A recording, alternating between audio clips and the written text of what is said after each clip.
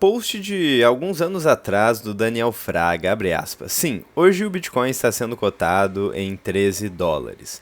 Volte aqui no futuro para eu rir da sua cara. Isso aqui provavelmente aconteceu em um contexto onde o preço do Bitcoin caiu e caiu ali para 13 dólares e ele disse, já imaginando que o Bitcoin tinha um grande potencial de valorização, ele disse, beleza, hoje o preço do Bitcoin está em 13 dólares, volte no futuro para eu rir da sua cara. Isso aconteceu também aqui, estamos no gráfico de preço do Google, isso aconteceu quando o preço do Bitcoin chegou em 3 mil dólares. Muitas pessoas falavam, beleza, o Bitcoin acabou, agora já era, não tem mais volta. E depois ele se valorizou ali até as máximas de 2021. Então ele caiu de novo para 16 mil dólares. E daí, novamente, muita gente disse que o Bitcoin morreu e não tem mais jeito, a bolha estourou e assim por diante. Agora estamos em 69 mil dólares e também muita gente está dizendo que acabou o Bitcoin. Será que dessa vez realmente o Bitcoin morreu? Eu mostrei esses dias aí um gráfico que mostra todas as vezes que o Bitcoin foi declarado morto por grandes portais de notícia, grandes, enfim, investidores, pessoas influentes aí.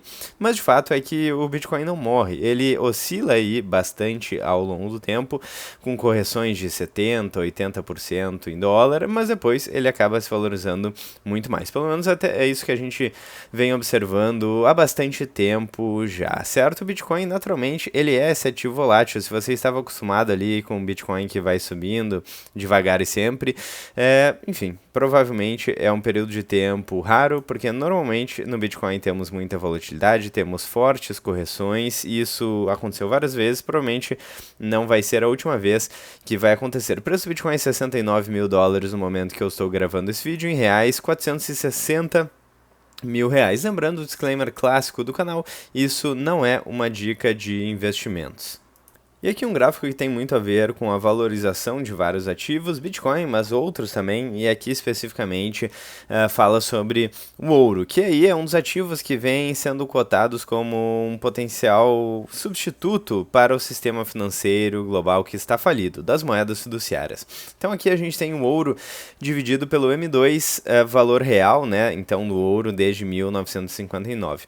E esse gráfico é muito interessante, porque sim, o ouro está se valorizando muito, mas se a gente comparar o ouro com o M2, ou seja, com a expansão de base monetária, com o aumento da moeda, né, a inflação real, melhor dizendo, né, porque a expansão de base monetária talvez seria melhor representada pelo M0.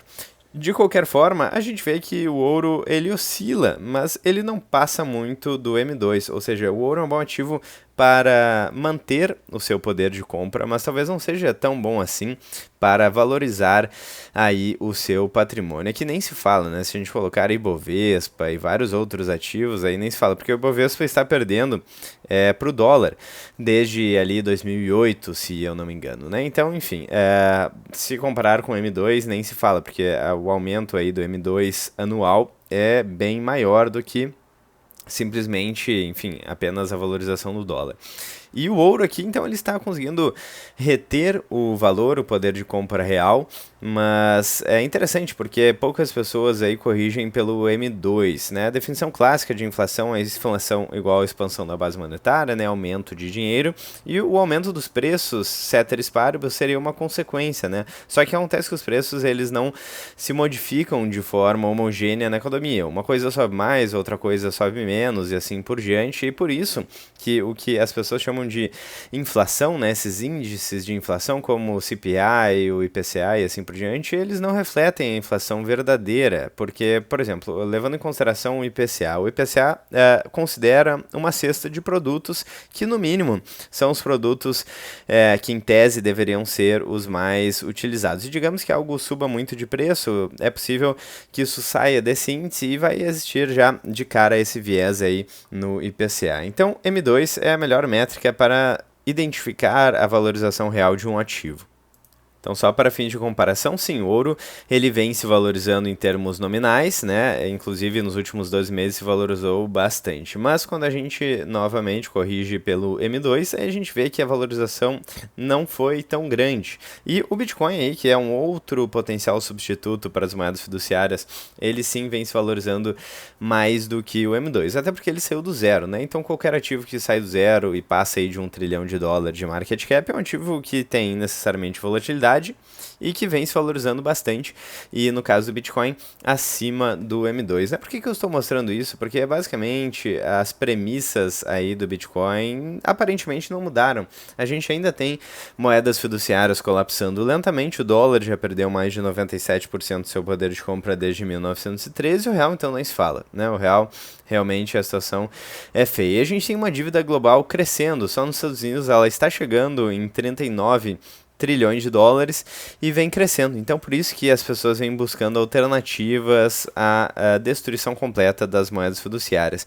E o ouro e a prata são as alternativas que mais estão se destacando recentemente, né? A prata talvez nem tanto, depois que já corrigiu mais de 30%, mas o ouro segue relativamente firme e, historicamente, ele é um ativo de reserva de valor. Mas é importante mencionar e corrigir também pela base monetária e não simplesmente observar o valor nominal, né? E falando sobre isso, um gráfico que eu gosto de mostrar bastante é o gráfico aqui do Ibovespa, que eu estava mencionando. Então, o Ibovespa de 2011 até hoje, corrigido pelo dólar, perdeu aí 28% de valorização, né? Menos 28% de valorização. Então, é realmente trágico isso corrigido pelo dólar, se corrigir pelo M2, então nem se fala. Por isso que é tão importante identificar aí a valorização real dos ativos.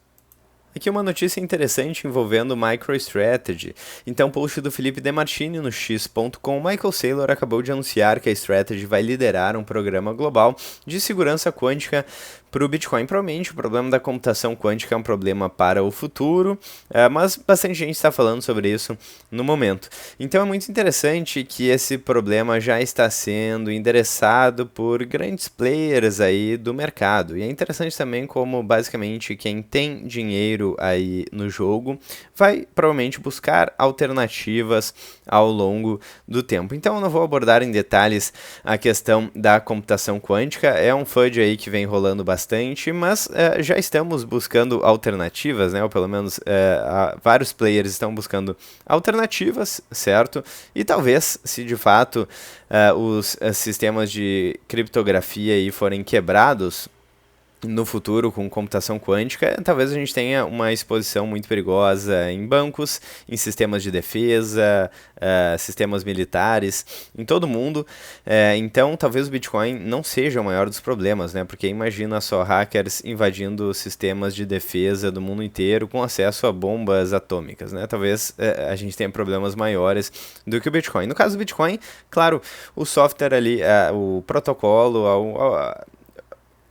a segurança atual do Bitcoin pode ser alterada para ser resistente à computação quântica. Atualmente, a criptografia que é utilizada pelo Bitcoin é uma das melhores que a gente tem hoje. Os endereços mais antigos são os mais vulneráveis. Então, enfim, provavelmente quando isso acontecer, várias soluções já vão existir. E também os endereços mais antigos e talvez mais vulneráveis aí corram um pouco mais de risco, mas não é necessariamente um risco sistêmico, até porque poderia acontecer um fork. Então acho que em termos de computação quântica, talvez teremos problemas maiores aí do que simplesmente o Bitcoin. O Bitcoin pode contornar isso, não sei se facilmente, porque é uma questão importante, interessante, mas também não é o fim do mundo, não é o fim da linha para o Bitcoin. Em relação ao padrão do Bitcoin, voltando aqui então, a gente vê o padrão se repetindo com cada vez menos volatilidade, então retornos decrescentes, mas de fato ainda estamos seguindo esse padrão, e se de fato o padrão de correção, pelo menos de prazo aí para a correção no Bitcoin, continuar, a gente ainda pode ter mais alguns dias de correção, sim, para o preço do Bitcoin. Se de fato o ciclo se repetir, não existe nenhum motivo que explique de forma clara por que o ciclo deveria se repetir, mas pelo menos é o que vem acontecendo, então é realmente curioso esse cenário. Sobre indicadores, ainda temos indicadores muito interessantes aí para o preço do Bitcoin, como o Fear and Greed Index em 8, que é extremamente baixo, muito medo no mercado ainda, isso não mudou. Falando de Multiple de Mayer, também muito abaixo ali do esperado. MVRV agora em 1.27, então não está mais naquele patamar tão próximo de 1, que chegou ali quando o preço do Bitcoin estava em 60 mil dólares, né? Agora estamos mais próximos dos 70 mil dólares. Um ponto ponto interessante é qual será o fundo desse novo ciclo, né? É muito difícil acertar, será que será 60 mil dólares? Geralmente o que acontece é que mais importante do que tentar cravar o fundo e o topo, pelo menos em relação ao Bitcoin, é uma estratégia consistente, uma custódia bem feita e tempo aí no mercado, né? Claro, a gente não tem bola de cristal, não temos certeza se os ciclos vão continuar se repetindo, mas historicamente quem teve paciência e passou aí por períodos de 60, 80 e, enfim, mais de 80% de correção em dólar, aí em bons ativos, no caso aqui no Bitcoin, teve aí um desempenho muito bom, esperando ali um tempo mínimo necessário. Mais uma notícia interessante aqui da Cointelegraph, mas antes de falar sobre isso, eu gostaria de lembrar, se você tem patrimônio acima de 100 mil reais e quer uma assessoria exclusiva, mande seu nome e WhatsApp ali no Instagram ou no X do canal. E também eu gostaria de mencionar que nós temos agora um grupo exclusivo ali no WhatsApp, onde eu falo notícias, novidades ali sobre Bitcoin, mercado financeiro, investimentos em tempo real. Então, eu vou deixar o link aqui embaixo na descrição do vídeo. E ainda sobre assessoria, né? Uma assessoria com um profissional certificado. Então, os seguidores aí do canal ganham uma assessoria gratuita sobre investimentos, sobre o mercado financeiro e também sobre questões tributárias, se esse for o caso. Agora, voltando para a notícia da Cointelegraph, então a dificuldade de mineração no Bitcoin cai mais de 11%, maior queda desde a proibição da China. Isso indica queda de força computacional, né? Porque a dificuldade de minerar blocos aí reduziu, e isso aconteceu quando a China anunciou a proibição da mineração e iniciou aí uma repressão aos ativos digitais. E agora o preço caiu, então a força computacional vai se ajustando. Isso é muito interessante aí, porque mostra como o Bitcoin, por uma questão de incentivos, vai ajustando o funcionamento do seu sistema para que ele continue operante, certo? Então é algo muito bem pensado que já vem operando há muito tempo. E o próximo tema que eu iria tratar com você seria aqui por que o Bitcoin está despencando.